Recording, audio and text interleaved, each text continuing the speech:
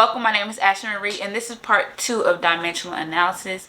This is where we're going to be doing the conversions. We're going to throw in some conversions.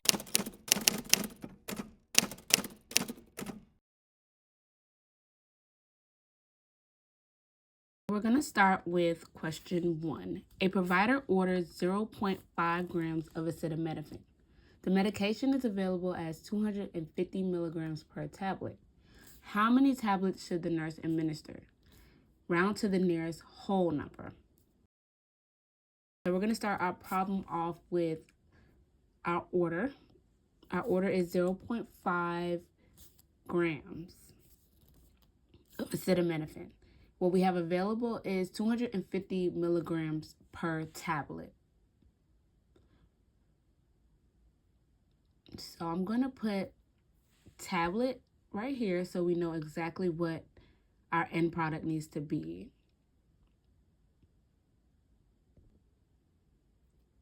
So now I'm going to convert. I need to convert my 0.5 grams to milligrams. I'm going to start with my 0.5 grams at the top, and I'm going to set up my table.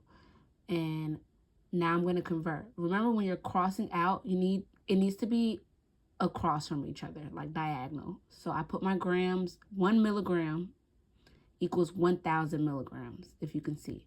And I'm going to cross out my grams. Now I'm going to multiply 0.5 with 1,000 milligrams, which gives me 500 milligrams. And that's how you convert your grams to milligrams. Now I can move on to setting up my table. And I'm going to put 250 milligrams. Remember, you're putting it diagonal from each other at the bottom. And then I'm going to put tabs at the top.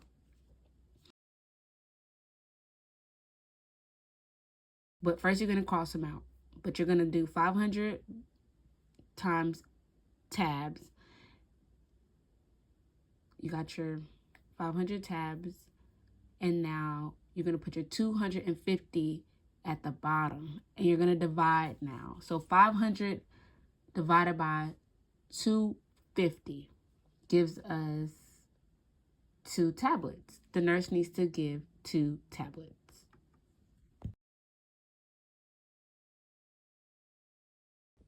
Next question. A patient is ordered 75 micrograms of a medication. The vial is labeled 0.1 milligram per ml. How many milliliters should the nurse draw up? Round to the nearest tenth place. So we're going to begin our problem with our order, which is 75 micrograms.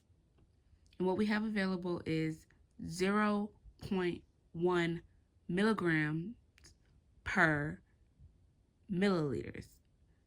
And we're going to need to convert our micrograms to milligrams. So we're going to begin with our 75 micrograms. We're building our table now. And we're going to put 1,000 micrograms at the bottom because 1 milligram equals 1,000 micrograms. So, table set up. We're going to cross out our micrograms. Remember, you're going to put them diagonal because you have to cross them out. And you're going to multiply across. 75 times 1 equals 75 milligrams. And then just bring over your 1,000. Now you're going to divide your 75 milligrams by 1,000, which gives you 0.075 milligrams. Now that we have converted, we can solve our problems. We can find the milliliters. We're going to set it up. We're going to bring our 0.075 milligrams. We're setting up a new table. And we're going to put our 0.1 milligram, remember, at the bottom. It's going to be diagonal because you're going to cross them out.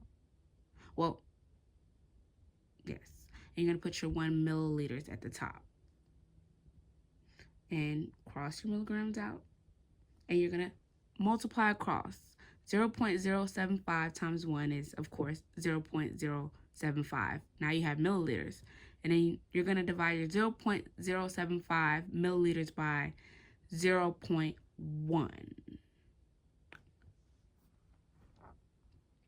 And that gives us a whopping 0.75.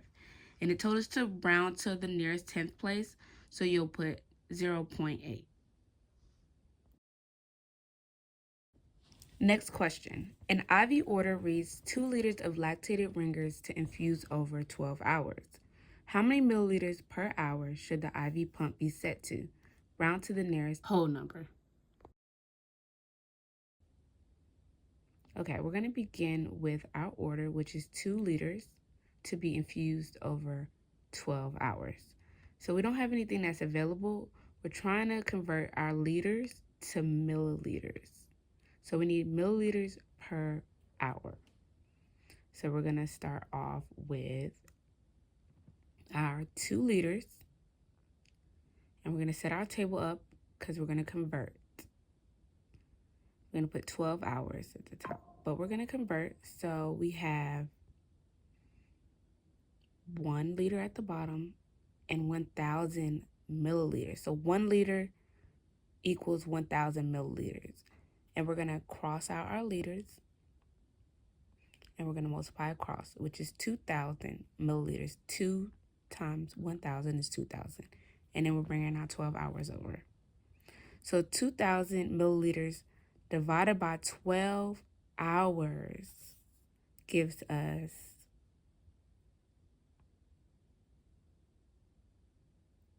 166.66 milliliters per hour. But remember, we're rounding, so we're going to round to the nearest whole number. This is going to give us 167 milliliters per hour.